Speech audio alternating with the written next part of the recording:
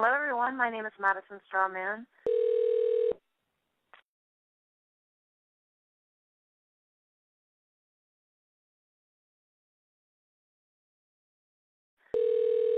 Wavy News.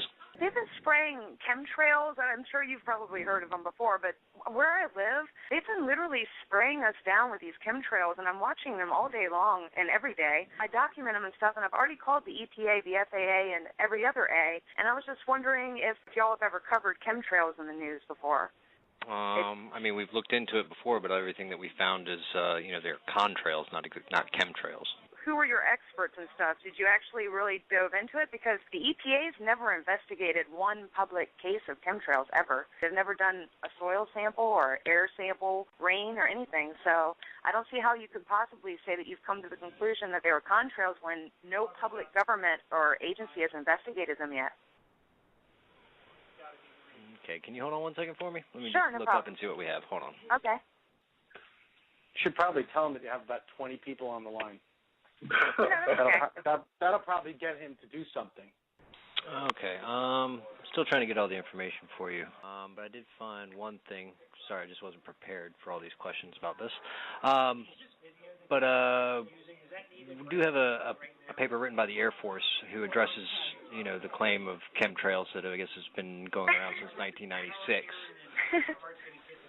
The claim? We actually have the Air Force document stating that they do have this as a weather weapon. So you're going to have to come better than that. Oh, can you send that to me? If you'd like, I'll send you some of the documents myself. Yeah, sure, absolutely. Yeah, you can send it to newsdesk@wavy.com. I called y'all about the EPA coming out to my house to do a soil sample, and I spoke with several different people from your newsroom, and no one ever called me back. The EPA was going to come out and test for aluminum that's coming from the sky from planes that are poisoning us. It's making me think that Wavy TV 10 News is covering up stuff. Okay, would you like to talk to our news director? We'll probably introduce ourselves as well. What is your first name? My name is Madison. Okay, Madison. Yeah. Understand the position that you just put me in. Here's what you did. Okay. You cold called a television station with a number of people on the line, and when I pick up the phone, you start in on the fact that you want to complain, and then you start in on your complaint, and you generally say that this is a conference call, that there are a number of people. That's really not the way to do business. Okay, I would be more. Here's how you should have handled it, and I would be more than happy to listen to your feedback and your critique. Okay. But that was really very unfair what you did, and I'm a very fair guy, and I love getting feedback from people when it comes to the coverage that we give or the lack of coverage in your eyes. But you really didn't set me up very well. Here's what you do, Madison. Yes. You call me up and you say, "Hi, Jim. My name is Madison, and I work I'm affiliated with an organization known as such and such. Would you mind if I brought in some of my colleagues on the phone on a conference call because I want to talk to you about what Wavy did or did not do on a particular story?" And I would say, if I had the time, I would say, "Sure, you can put on people as long as you tell me who these people are and who you're affiliated with and what you're all about. You don't just cold call somebody to bitch about a story. It's just not. I mean, you're not doing yourself any favors. You've lost your credibility right off the bat with me. Is it fair to spray chemicals over top of us day in and day out? And I did already call you and give you the chance to call me back. I told you my whole story. I left it to you on many messages, and I even spoke with your newsroom. You never talked to Madison. You never talked to me. Maybe not you personally, because no one would call me back from your television station. But when you say I gave you an opportunity, you've never talked to me. Well, Wavy TV 10. Okay. So okay. I have a newsroom of 70 people. And none of them could get back to me? Not one out of 70? I have no idea what you're saying. Okay, I have no idea if even what you're saying is true. Okay. What are you talking about? What story are you talking about? Can you let me speak a sentence and then you'll know what I'm talking about? You're backing into the story. You're complaining about something environmental, but I have no idea what you're talking about. If you call me on the phone cold calling me, you say, "Hey, I want to have a conversation, a thoughtful conversation with you about the lack of coverage of a story." can I set up a time where I can spend 10 minutes of your time, then yes, I would have researched it and I would have had a conversation. Can we do that? Can we do that? Can I arrange a time? Because no, ma'am. You've lost your credibility. Tell me what your story is now. Tell me what your story is. You've lost your credibility, and you don't appreciate. You're not letting me tell my story. You don't appreciate why. You don't appreciate why you lost your credibility. Okay, so you're telling me now that you will not speak to me at all? I'm saying I don't want. What I'm saying is I don't want you to call me back, and I don't want to do research. You've got me on the phone. What is your concern? Airplanes are spraying chemicals over top of my house. I've reported this 1,000 million times to all the federal government agencies. They all know me. No one will help me. No one will even take a soil sample, sir. I'm going to be a reporter here. Let me back up just 1 second. Listen, you have, Madison, you have no idea who you've got on the phone right now. I am on your side, okay? I want to help you, but you are screwing yourself. Listen to what I'm asking you, okay? You haven't called 1,000,000 whatever times. Don't use hyperbole. I want to get to the bottom of this, and I want to help you because you're obviously passionate and upset about something. Okay. I want to find if there's a story. First of all, where do you live? I live in Virginia Beach, right next to the Dam Neck military base. Okay, you live in Virginia Beach near Dam Neck. Yes. And you have complained to the federal government that planes are spraying over the top of your house. I've complained to every single government agency you can think of, including the DEQ for the state. Okay, and why? And what's your main complaint? They're spraying chemicals like mosquito spraying, or what are you talking about? They're spraying chemtrails in the air, which is coming out of the back of the airplanes. I watch them sprayed over the sun. I can't figure out why they're trying to block out the sun. What are they? What chemtrails are you talking? I mean, chemtrails just by their nature is steam from an engine. It's not any chemical. I'm not worried about the contrails, the natural phenomena of aircraft. I'm only concerned with latent chemtrails that last and linger in the air. I'm in the business of trying to get to the heart of the truth. I always try to find a story and the true story, the truth. Okay? You cold called me the way you cold called me, which was not. It wasn't professional. It was not. It was not handled well. I understand that you're trying to get an audience with somebody, but you've complained to the federal government. Again, damages your credibility. You don't. Do you have any of your neighbors, anybody else complaining about it? That damages my credibility to go to the federal government agencies that are set up to protect us against environmental dangers like these. So nothing has happened? Yes, because I'm not willing to give up, sir. But what I'm saying.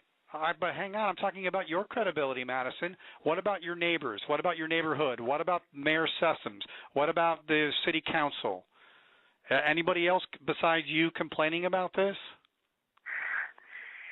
Yes, I there's started millions to, actually. I just got into it recently. Okay, there are not millions of people because there's only 600,000 people who are in that area of the place you're talking about. I wasn't specifically talking about Hampton Roads, sir. I'm talking about in general. And yes, there are other aware chemtrail activists in my area, if that's what you're asking. But all I'm asking you to do is if you would just give me an opportunity to show you my evidence personally.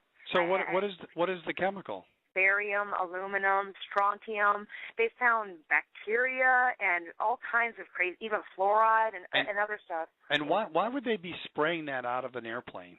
Well, probably the same reason why they put fluoride in our water and GMOs in our food. Until we have a government study done, like a literal government come and take soil, test it, and show the public what. But back up a second. When I ask you a question about why would they spray chemicals over the top of over your house, it's and not you just say over my house; it's over the entire area. I understand. Okay. And your answer is it's the same reason why they put fluoride in the water. Well, fluoride in the water is good according to a large segment of the population.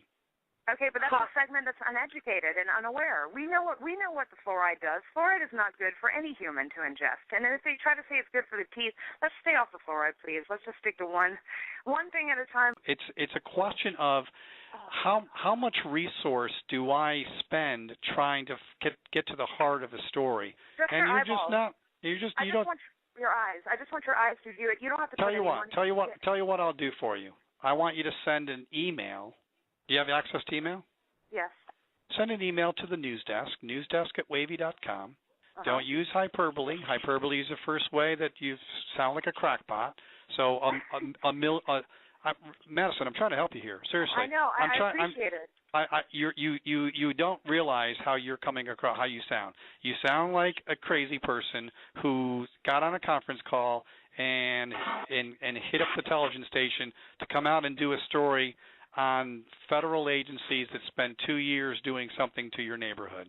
You just don't. It just doesn't sound. I absolutely. The way how you've spun that is completely preposterous.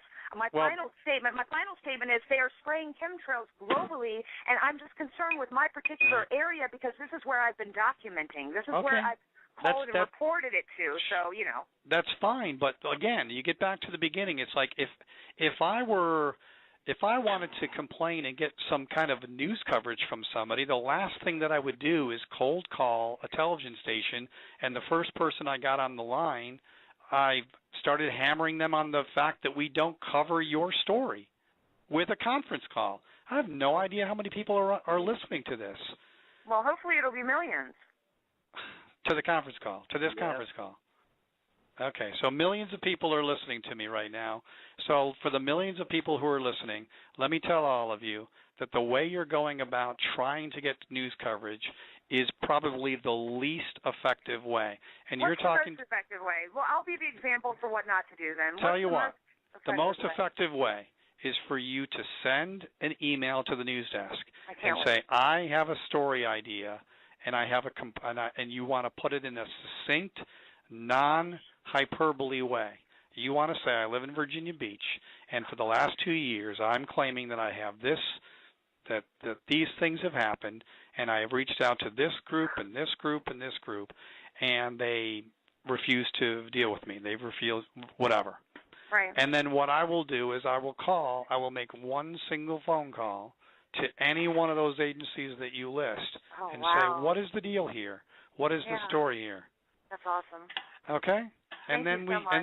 And then we can go, and then is it worth the time of someone exploring a real story, which is why would planes be spreading chemicals over the top of Virginia Beach, or are you off base? And again, what I'm saying is, I give you 10 minutes of my time, but it's based on the fact that I'm trying to help you, but you really don't. In terms of the way you wanted to go get it done, what your goal was to get some story coverage, that wasn't the way to do it. Cold call someone and bitch about lack of coverage over something I have no idea what you're talking about with a group of people who never identified themselves. I mean, come on. I'm unclear on why someone in where I didn't even know where you lived had plane. I mean, when you call me up and you cold call, right next to the damn military base. I told you that earlier. You said I live. No, you never said that. The first time I heard a location was some male voice said I live in Richmond. I did. I told you I live right next door to the damn military base. I sure did. Yeah, well, I didn't get that. First of all, where do you live? I live in Virginia Beach, right next to the Dam Neck military base. Okay, you live in Virginia Beach near Dam Neck. I'm unclear on why someone in where I didn't even know where you lived had plane. I mean, when you call me up and you cold call, right next to the Dam Neck military base. I told you that earlier. You said I live. No, you never said that. The first time I heard a location was some male voice said I live in Richmond. I did. I told you I live right next door to the Dam Neck military base. I sure did. Yeah, well, I didn't get that. I'm going to send you your email, and then we'll go from there. Leave your phone number and your name and your address. A synopsis. It shouldn't be very long. It should be a synopsis on what your complaint is and who you've complained to. We can make just a few phone calls. We can call a couple of the agencies who are there, see if there's anything legitimate. If there's documentation, we can go and scope that out as well. Thank you so much. All right. Have a great day, people. Before you guys hang up,